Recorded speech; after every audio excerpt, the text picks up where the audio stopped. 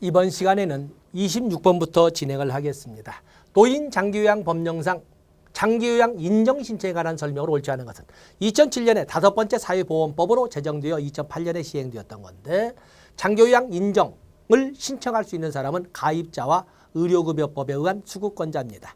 그런데 노인장기요양법의 가입자는 국민건강보험 가입자와 동일하지 않습니까? 그래서 직장 가입자와 지역 가입자를 나누는데, 직장 가입자의 가족으로 배우자부터 형제자매까지 가족으로서 별도의 보수나 소득이 없는 사람은 피부양자의 지위를 가지고 있는데, 다 장기요양 신청, 인정을 신청할 수 있는 자격이 있습니다. 장기요양보험 가입자 또는 피부양자는 장기요양 인정 신청할 수 있습니다. 장기요양 인정 신청자는 원칙적으로 의사소견서를 제출해야 됩니다. 보건복지부 장관이 정하여 고시하는 도서, 벽지 지역에 거주하는 자는 의사소견서를 제출하지 아니할 수 있다. 우리나라가 세계에서 섬이 4번째로 많은 나라 아닙니까? 모든 3,400여 개의 도서를 가지고 있는 우리나라에 3,400여 개의 도서에 이런 병의원을 둘 수는 없지 않습니까? 그래서 그럴 경우에는 제출하지 아니할 수 있다. 장기요양 등급의 변경을 원하는 수급자는 장기요양 인정에 갱신이 아니라 연장이라는 것이 아니라 변경 신청을 해야 되지요. 갱신은 연장인 것이고 변경 신청을 해야 됩니다. 신청자가 직접 신청할 수 없는 사유가 있을 때 그 가족이나 친족, 그 밖에 이해관계인이 대리 신청할 수, 이게 바로 인도적인 것이죠. 실질적 법치를 적용하고 있는 겁니다. 답은 4번이 되겠어요. 27번에 보시면 국민기초생활보장법상 수급권자의 부양의무자에 해당되지 않는 것. 물론 부양의무자 조항을 가지고 출제한다는 것은 한계가 있지만, 어쨌든 부양의무자는 아직까지는 우리가 삭제하지 않은 법 조항이니까 이 국민기초생활보장법상의 부양의무자에는 일촌의 직계 혈족과 그 배우자를 부양의무자라고 합니다. 일촌의 직계 혈족은 바로 부모나 아니면 자식이 됩니다.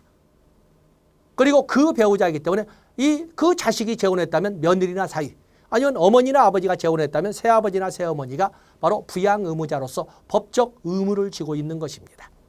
그래서 이제 이런 범위. 그렇기 때문에 일촌이란 단어를 보면 촌수는 잘 알겠지만 일촌은 답은 2, 4번이 되겠지요. 28번에 보시면 국민기초생활보장법령상 급여에 관한 설명으로 옳은 것은 보장기관이 차상위자에 대하여 가구별 생활 여건을 고려하여 지급하는 급여는 생계급여로 한다. 차상위자에 대해서도 급여는 지급할 수 있습니다. 그러나 국민기초생활보장법 규정에 의해서 생계급여와 해상급여는 절대 안 됩니다. 기타 급여는 전부나 일부를 지급할 수 있으나, 그래서 대통령령에 의해서 생계급여, 주거급여, 의료급여, 교육급여, 해산급여, 장제급여, 자활급여 7가지 중에 생계급여와 해산급여는 절대로 안 됩니다. 그런데 대통령령으로 가서 보면은 차상위자에 대해 실시되는 급여는 자활급여로 한다라고 하는 이런 단문의 규정이 있어서 결국에 말로는 5가지 중에 5가지를 다 줄 듯 해놓고는 결국에 대통령령에는 자활급여 하나만 지급하고 있는 것입니다. 틀린 거죠. 보장기관은 수급자의 소득, 재산, 근로능력 등이 변동된 경우 직권으로 급여의 종류 방법을 변경할 수 있습니다.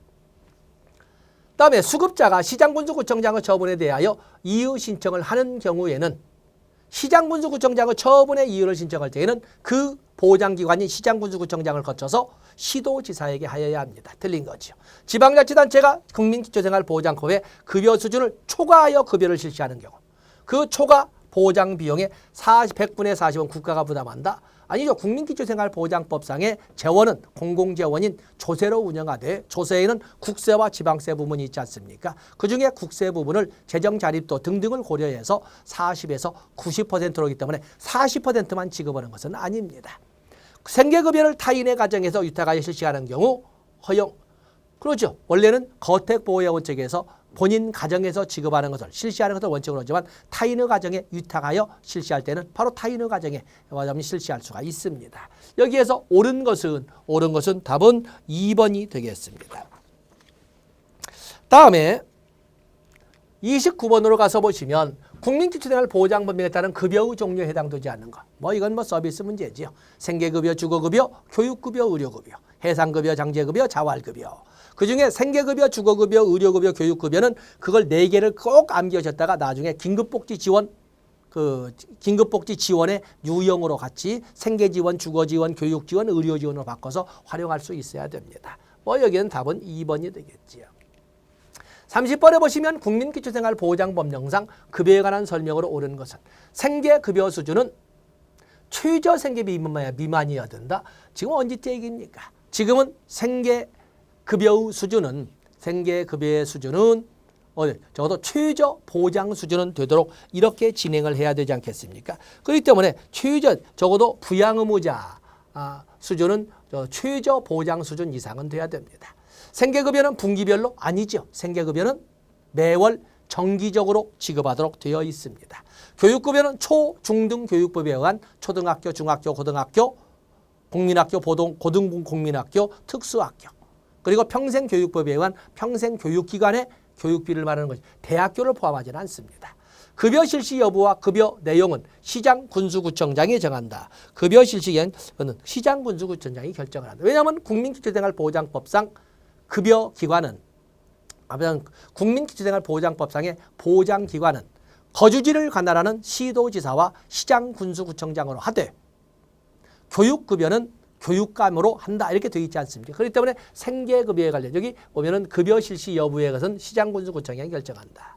급여 기준은 지방자치단체장이 재정 여건에 따라 다르게 정할 수 있다.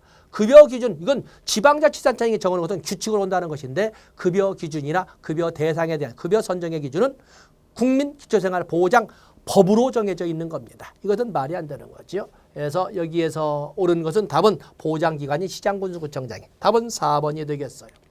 31번 기초연금법상 기초연금에 관한 설명으로 옳지 않은 것은 연금 지급 대상은 만 65세 이상으로 소득인정액이 일정 금액 이하인 자이다. 일정 금액은 보건복지부 장관이 고시하는 선정 기준액 이하로 65세 이상의 70%가 대상이 되도록 정하도록 되어 있지 않습니까?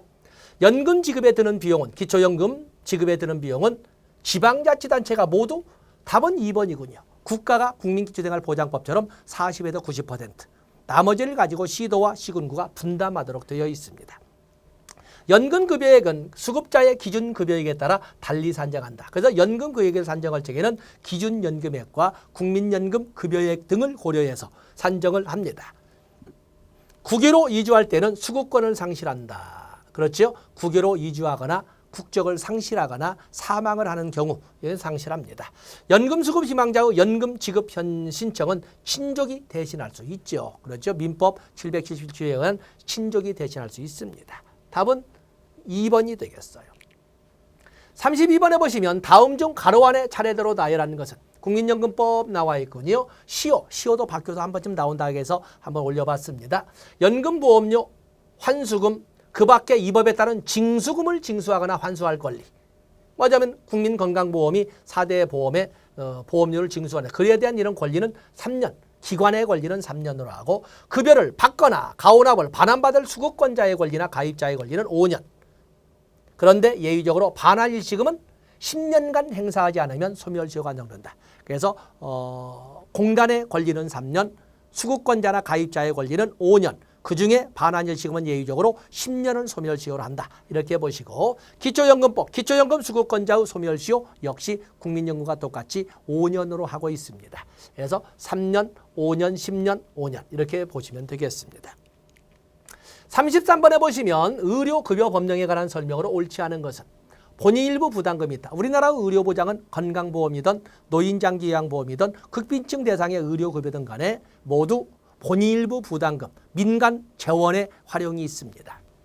관할 시장군수구청장은 이의 신청이 없더라도 직권으로 수급권자를 정할 수 있다? 아닙니다. 극빈층을 대상으로 하는 의료보장에는 반드시 바로 신청을 해야 됩니다. 반드시 신청을 해야 된다. 그렇기 때문에 이 여기 나오는 소위 직권으로 수급권자를 정할 수는 없습니다. 인정, 신청. 그래서 의료급여 수급권자라고 인정해 주십사 하는 신청이 있기 전에는 직권으로. 왜냐하면 가난이라고 하는 것이 우리는 고마워야 할 거 아니야. 그런데 그것이 오히려 스티그마를 유발할 수도 있기 때문에 인정, 신청이 있지 않으면 직권으로 신청할 수 없습니다.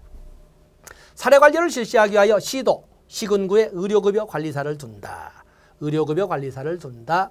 난민법에 따른 난민인정자로 수급권자가 될 수 있다. 여기 의료급여법에는 외국인 특례는 없고 난민에 대한 특례가 있지요. 난민에 대한 특례가 있다. 이것도 체크해 주시고 체크해 주시고. 우리는 사례관리사 아닙니다. 의료급여 관리사를 둔다라고 이렇게 설명을 했습니다. 다음에 의료급여 기금에서 대지급금을 받은 상환 의무자. 왜냐하면 의료급여 기금에서는 우리가 볼 적에는 얼마 안 되는 듯 하지만 극한의 빈곤을 가지고 될 적에는 그 얼마 안 되는 것도 준비 못 오는 거거든요. 그럴 경우에는 바로 의료급여기금에서 그 돈을 대신 지급할 수 있습니다. 그리고 그 돈을 갚아야 되잖아요.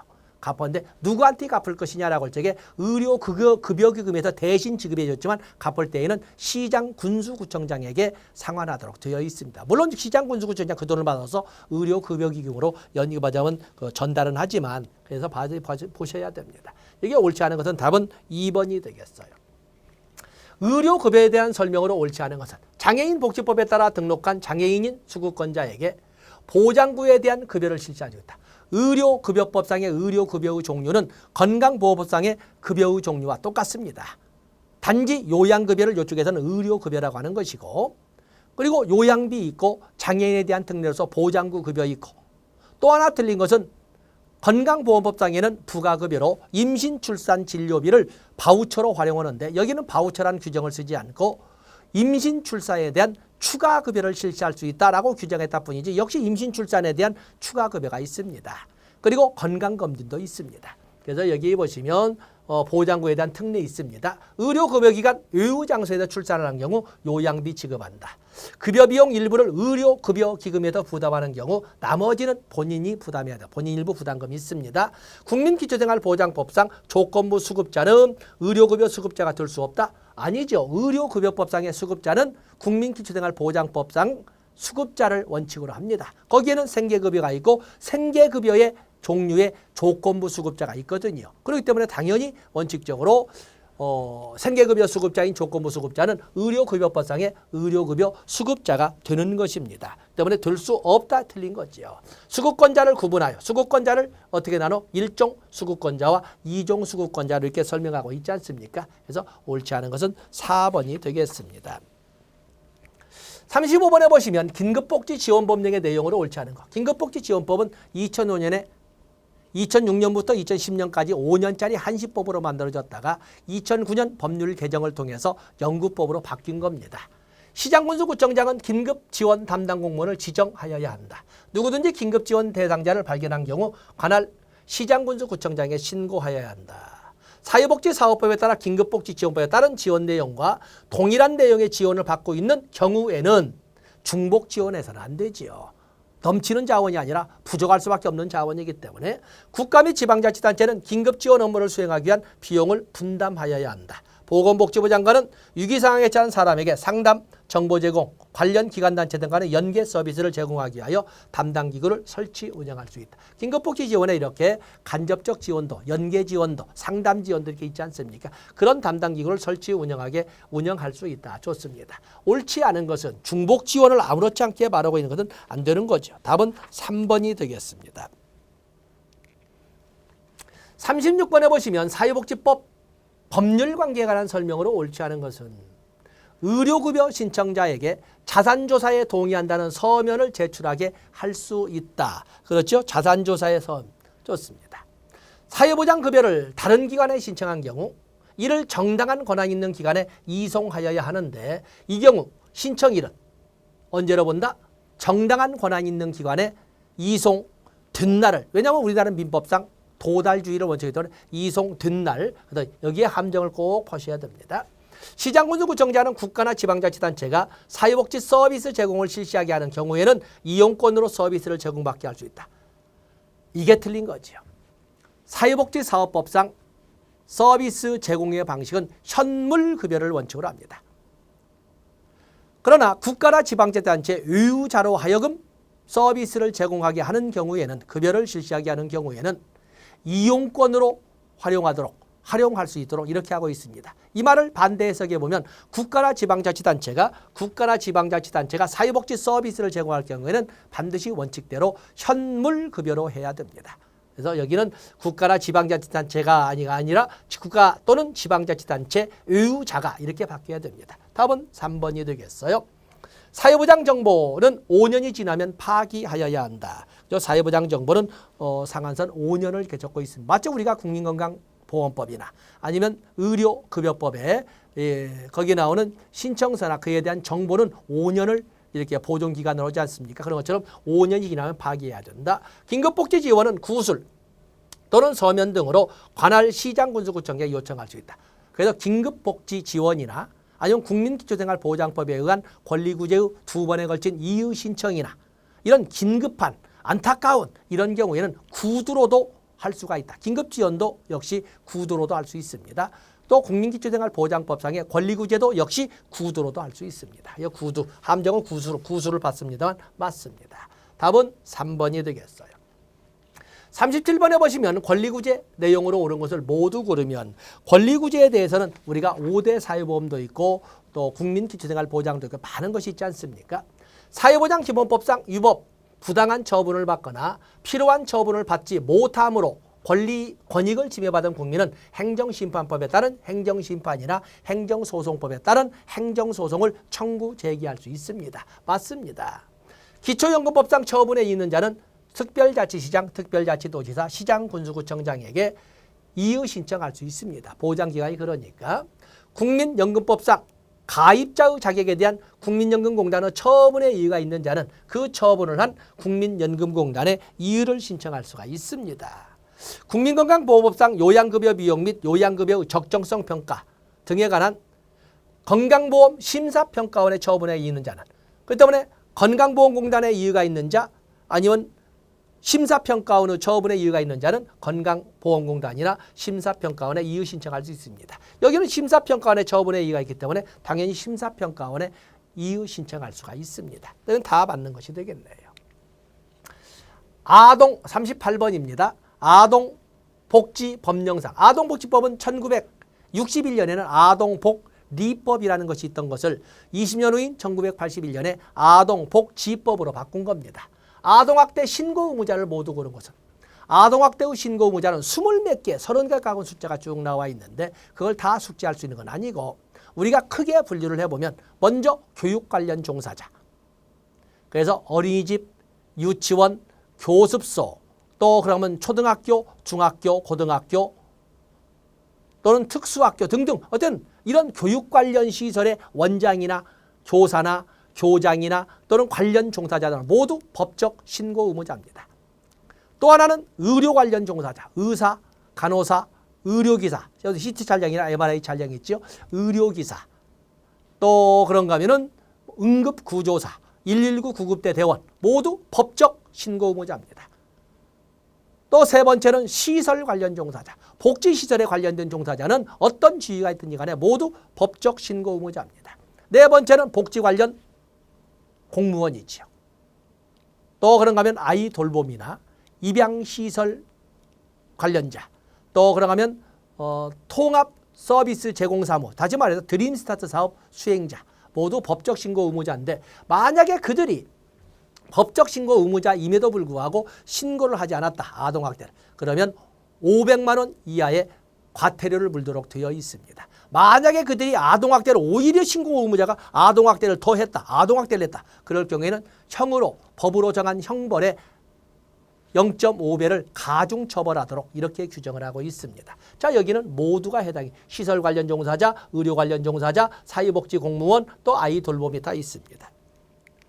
39번에 보시면 아동복지법에 관한 내용으로 옳은 것은 국가 또는 지방자치단체 의무자가 사회복지시설을 설치하려는 경우에는 사회복지사업가가 동일하게 시장, 군수구청장에게 신고를 하여야 합니다. 여기 허가가 틀린 거지요. 국가는 아동학대 예방사업을 활성화하고 지역 간 연계체계를 구축하기 위하여 지역 아동보호 전문기관을 둔다. 아동보호 전문기관은 설사 이 문장으로 보면 국가는 중앙이면 중앙이지 지역이란 말도 맞지 않고 이제는 아동보호 전문기관이나 가정위탁지원센터는 지방자치단체가 주는 겁니다. 중앙에 주는 것이 아닙니다. 때문에 2번은 제목도 틀렸고 또 논리적으로 다 틀렸고 아동복지시설의 장은 보호하고 있는 18세 미만의 아동을 대상으로 매년 개별 아동에 대한 자립지원계획을 수립해야 된다. 아동시설의 장이 개별 아동에 대한 자립지원 계획을 수립할 때 그 대상은 15세 미만의 아동을 대상으로 합니다. 18세가 아니라 15세 미만. 누구든지 아동을 위하여 증여 또는 급여된 금품을 그 목적 외의 용도에 사용하는 행위를 하여서는 아이들. 이건 뭐 법적이 아니라 도덕적으로 당연한 거지요. 아동 단기 보호시설은 아동 복지시설은 11개가 있는데 그중에 아동 단기 보호시설, 아동 직업훈련시설, 아동 복지관 이 세 가지는 이제는 사라진 용어가 되겠습니다. 이 용어는 없습니다. 여기에서 옳은 것은 답은 4번이 되겠어요. 40번으로 넘어가 보시면 그 40번에 장애인 복지에 대한 설명이 나와 있습니다. 장애인 복지법 역시 1981년에 당시에는 이름이 심신장애자 복지법으로 제정되었던 것을 89년에 이름을 장애인 복지법으로 이름만 바꾼 겁니다. 그렇기 때문에 장애인 복지법의 제정 연도 그냥 1981년 이렇게 해도 틀리지 않습니다. 그래서 장애인 복지가 이렇게 나와 있는데 장애인 복지에 대한 설명으로 옳은 것. 보건복지부 장관은 장애인 실태조사를 5년마다 실시해야 된다. 실태조사는 기본교육은 5년, 실태조사는 3년을 원칙으로 합니다. 그런데 예외적으로 실태조사가 예외적인 것이 5년짜리가 있습니다. 아동 종합실태조사 5년, 또 정신건강에 관련된 실태조사 5년 이런 예외가 있습니다만 일반적으로 실태조사는 3년입니다. 모든 제휴동포 및 외국인은 장애인 등록을 할 수 없다. 아닙니다. 제휴동포도 그리고 법으로 정해진 범위 내 외국인도 장애인 등록할 수 있습니다. 보건복지부 장관은 3년마다 장애인 정책 종합교육은 5년마다 틀린 거죠. 장애인은 장애인 관련 정책 결정 과정에 우선적으로 참여할 권리가 있다. 우리가 정책론에서 급여의 종류에 권리라는 급여를 떠올려 볼 수가 있습니다. 답은 4번이군요. 장애인의 장애 인정과 등급 사정에 관한 업무를 담당하게 하여 국민건강보험공단에 장애판정위원회를 준다. 장애판정위원회는 보건복지부에 두는 겁니다. 자, 여기도 곧잘 나오는 함정문제에서 가지고 가셔야 됩니다. 장애인에 대한 장애판정위원회는 보건복지부에 둔다는 것을 알아주시면 됩니다. 41번에 보면 장애인 고용촉진 및 직업재활 법령상 장애인 직업재활기관이 아닌 것은 장애인 복지법에 의한 장애인 복지시설에는 장애인 거주시설 그리고 재활시설이 3개 있지 않습니까? 장애인 지역사회재활시설, 장애인 직업재활시설, 장애인 의료재활시설 그리고 대통령령으로 정하는 시설로 장애인 생산품 판매시설 이렇게 5개가 있습니다. 그중에 장애인 직업재활시설이 아닌 걸 물어봤어요. 물론 많은 장애인 지역사회재활시설도 많고 장애인 직업재활시설도 많은데 여기는 도드라지게 특수교육기관, 지역사회재활시설, 능력개발훈련시설, 복지단체 장애인 거주시설은 이것은 또렷하게 돌려나는 장애인 복지시설에 속하는 겁니다. 답은 5번이 되겠어요. 42번에 보시면 노인복지법상 노인복지시설에 관한 설명을 옳지 않은 것은 여러분 아시다시피 노인복지법 1981년에 제정되었던 거기에 보면 노인복지시설은 7가지가 있습니다. 노인주거복지시설, 노인의료복지시설, 노인여가복지시설, 퇴가노인복지시설, 또 노인보호 전문기관 그리고 노인 일자리 지원기관 그리고 학대 피해노인 전용쉼터 이렇게 7개가 있는데 양로시설은 노인 주거복지시설로서 생활시설이죠. 생활시설이다. 노인 복지주택에 입소할 수 있는 자는 60세 이상 우리가 보면 노인 그러면 일반적으로 65세 하는데 노인 주거복지시설이 아닌 노인 복지주택에 입소할 수 있는 사람은 60세 이상입니다. 그래서 여기를 문제로 끄집어내 봤습니다. 국가 또는 지방자치단체는 경로당의 활성화를 위해 지역별 기능별 특성을 가진 표준 모델리 프로그램을 개발 보급해야 된다. 학대받는 노인의 발견, 보호, 치료 등을 신속히 처리하고 노인학대를 예방하기 위하여 지역 노인보호 전문기관을 시도해 둔다. 또 국가와 지방자치단체는 쉼터의 운영 업무를 노인보호 전문기관에 위탁하게 할 수 있다. 다 좋습니다. 그래서 노인복지시설에 대해서 일반적으로 노인 그러면 65세를 생각하는데 경로구대라든지 건강검진이라든지 65세를 생각하는데 그게 아니고 60세에서 이걸 함정으로 여러분이 접근을 해봤습니다.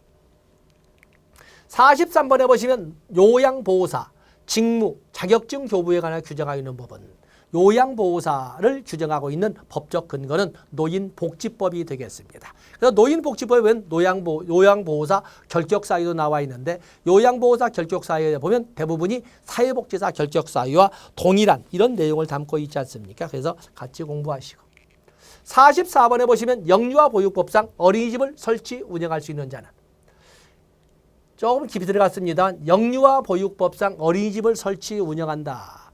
운영할 수 있는 자를 물어 운영할 수 없는 결격사유에는 미성년자 또 피성년 의견인 피한정 의견인 또는 정신질환자 다 안 됩니다. 또 그런가 하면 또 특이한 거 여기 어떤 보게 정신질환자 안 되고 또 향정신성 의약품 마약 대마 향정신성 의약품 중독자 들 수가 없죠. 또 그러면 만 18세 인자 만 18세 인자는 이거는 지금 함정을 파고 있는 겁니다. 만 18세 인자는 누구겠어요? 만 18세 인자 여기는 좀 놔둬보겠습니다. 만 18세 미만은 아동이라고 만 18세 이상은 글쎄 어떻게 부려야 되거든. 만 18세 미만 아동이라고 하는데 문제는 결격사유에 미성년자입니다. 미성년자란 말은 민법에 나오거든요. 성년과 미성년은 19세 미만을 미성년자라고 합니다. 그렇기 때문에 여기는 미성년자예요. 미성년자. 금고 이상의 실형의 선고를 받고 그 집행이 종료된 날로부터 집행 5년이 경과되지. 5년입니다. 그래서 어린이집을 지려면 적어도 금고 이상의 형의 선고를 받으면 5년이 경과돼야 되고 뭐 아동학대에 관련된 것은 10년이 경과돼야 됩니다. 금고 이상의 형의 집행유예를 선고받고 그 유예가 종료된 이 사람은 아동 영유아 보육법상 어린이집을 설치 운영할 수 있습니다. 그래서 함정은 언뜻 3번인데 이건 미성년자이기 때문에 19세 미만인 자로 이렇게 19세 미만이기 때문에 설치 운영할 수 없습니다. 45번에 보시면 숫자를 순서대로 바르게 다열한 것은 한부모가족 지원법상 청소년 한부모는 24세 이하의 모나 부를 말하고 아동이란 18세 미만의 자를 말하고 취약적인 경우에는 22살, 22세 미만까지도 아동의 범위에 둔다. 이렇게 보고 있습니다. 46번에 보시면 권리구제에 대한 설명으로 옳은 것은 권리구제는 여러 번 강조를 합니다만 사회보험이든 아니면 국민기초생활보장법이든 간에 아주 중요합니다. 국민기초생활보장급여 수급자 결정처분에 이의가 있는 자는 사회복지 전담 공문을 거쳐 시장군수구청장에 이의 신청할 수 있다. 국민기초생활보장법상 권리구제의 절차는 2번에 걸친 이의 신청을 해서 할 수 있습니다. 왜냐하면 국민기초생활보장법상의 보장기관은 거주지를 관할하는 시장군수구청장 또는 시도지사 또는 교육급여는 교육감입니다. 시장군수구청장의 처분에 의의가 있을 적에는 시도지사에게 구두나 서면으로 만약에 시도지사의 처분에 이의가 있을 때에는 보건복지부 장관에 대해서 구두나 서면으로 이의 신청함으로써 권리구제를 받을 수가 있습니다. 시장군수구청장에게 이의 신청하는 것은 없습니다. 장애인 복지조치에 이의가 있을 때는 그 장애인의 법정대리인 심사 청구할 수 있죠. 법정대리인 심사 청구할 수 있는 후견인의 입장이나 법정대 할 수 있습니다. 한부모가족 지원법상의 보호 대상자가 복지급여에 이의가 있을 때는 보건복지부 장관 또는 지방자치단체장에게 심사 청구할 수 있다. 한부모가족 지원법상 이 이의가 있을 때에는 바로 한부모가족 지원일 때는 여기에는 복지 실시기관에 대해서 할 수가 있습니다. 여기 보면은 한부모가족 지원법상에는 보건복지부의 지방자치단체장, 보건복지부장 아니고 시장군수구청장이야 되지 않겠습니까?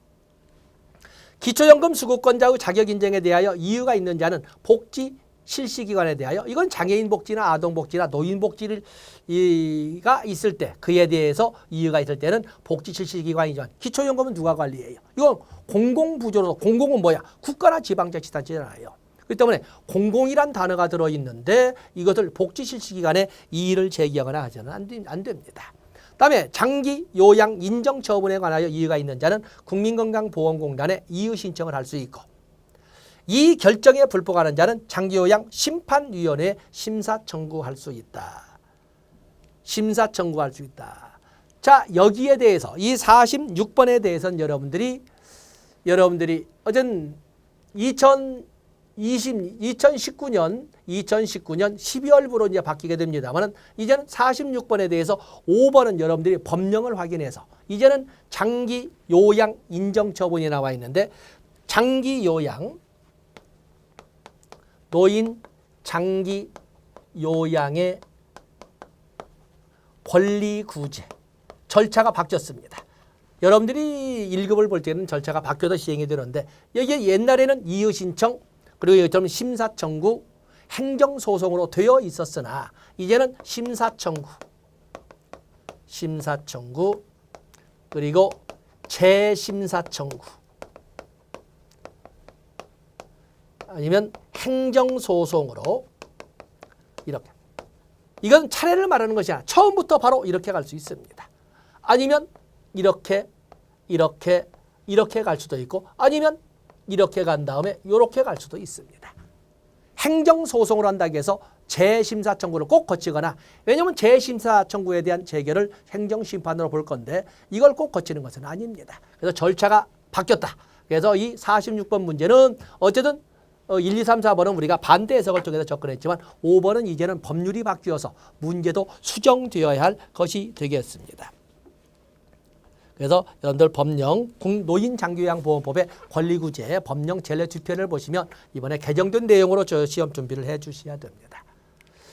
47번에 보시면 정신건강 증진시설의 평가에 대한 설명을 오는 것은 제목은 정신건강 증진시설로 설명을 했지만 어쨌든 시설평가는 1997년 사회복지사업법 개정을 통해서 규정된 것이 1999년부터 3년마다 한 번씩 이렇게 시행이 됐습니다.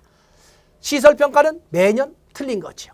시설평가는 사회복지사업법 규정에 의거해서 3년에 1회로 이렇게 규정되어 있습니다. 정신건강 증진시설평가 결과는 공표하여야 한다. 시설평가 내용에는 증진시설의 종사자 및 자격 등에 관한 사항도 포함된다. 이것도 보시고 시설평가는 사회복지사업법상 사회복지시설평가로서 정신보건시설평가에 가름할 수 있다. 그래서 과거에는 정신보건법이니까 정신보건시설평가를 가름해서 이렇게 활용할 수 있습니다. 정신건강 증진시설에 관한 업무를 관계 전문기관 또는 민간에 또는 단체에 위탁할 수 있다. 좋습니다. 답은 뭐 1번이 3년마다 이렇게 해서 접근해 주시면 됩니다. 48번에 보시면 자원봉사활동 기본법령상 자원봉사단체에 대한 설명으로 옳지 않은 것은 2005년에는 긴급복지지원법 저출산 고령사회 기본법도 제정되었지만 이렇게 자원봉사활동 기본법도 2005년에 제정된 겁니다. 비영리법인 또는 단체로 설립된다. 정치활동 금지 의무가 있다. 국공유재산을 무상으로 대여받거나 사용할 수 이게 틀린 거군요. 사용할 수 있습니다. 한국자원봉사협의회를 설립할 수 있다. 특히 한국자원봉사협의회는 어떻게 설립을 해요? 정관을 작성하여 행정안전부 장관의 인가를 받아 등기함으로써 설립할 수 있습니다. 그래서 인가사항에 누구인가? 행정안전부 장관의 인가라는 것을 4번에 첨가를 해 주셔야 됩니다. 또 비영리단체, 비영리민간단체 지원법에 의한 사업비를 지원받을 수 있다. 여기서 뭐 설명도 옳지 않은 것은 답은 3번이 되겠어요. 49번에 보시면 다문화가족이 나와 있습니다. 다문화가족. 그래서 다문화가족 지원법은 2008년에 제정되어서 시행되는데 옳지 않은 것. 국민과 사실혼 관계에서 출생한 자녀를 양육하고 있는 다문화가족 구성원도 지원 대상이 된다. 생활정보 제공 및 교육 지원에 관한 규정도 두고 있다. 다국어에 의한 서비스 제공 규정이 아직 마련되고 아니지요. 우리가 관광사업청을 본다 하더라도 8개 국어로 외국인에 대한 서비스에 대한 상담을 받고 있습니다. 그런 것처럼 이것은 우리나라의 이런 IT 산업의 수준을 때는 말이 안 되는 거죠. 가정폭력 피해자에 대한 보호 지원 규정을 두고 있다. 의료 및 건강관리를 위한 지원 규정을 두고 있다. 답은 3번이 되겠습니다. 3번. 다음에 50번으로 여러분들이 넘어가 보시면 50번에 보시면 사회복지공동모금의 법령에 관한 설명으로 옳지 않은 것은 사회복지공동모금에는 사회복지법인에 해당합니다. 그래서 정관을 작성하여 보건복지부 장관의 인가를 받아 등기함으로 설립하는 거거든요. 보건복지부의 인가사항입니다. 복권을 발행할 수 있다.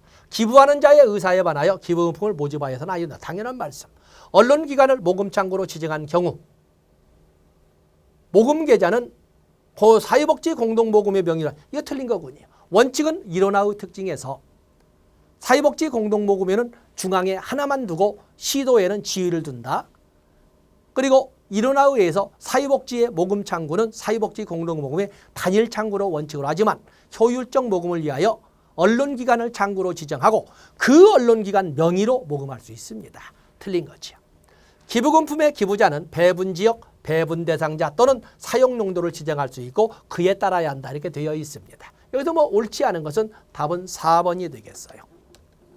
더 많은 영역을 다루고 싶어 하시겠지만 출제의 아까 비중은 어느 정도 말씀드렸죠. 그렇기 때문에 너무 강론이라고 할 수 있는 각각의 개개의 법률에 신경을 그렇게 많이 써도 않아도 됩니다. 그래서 제가 제시한 50개의 이런 영역을 가지고 접근하신다 하더라도 다른 과목에서 개수를 빌려오지는 않을 겁니다.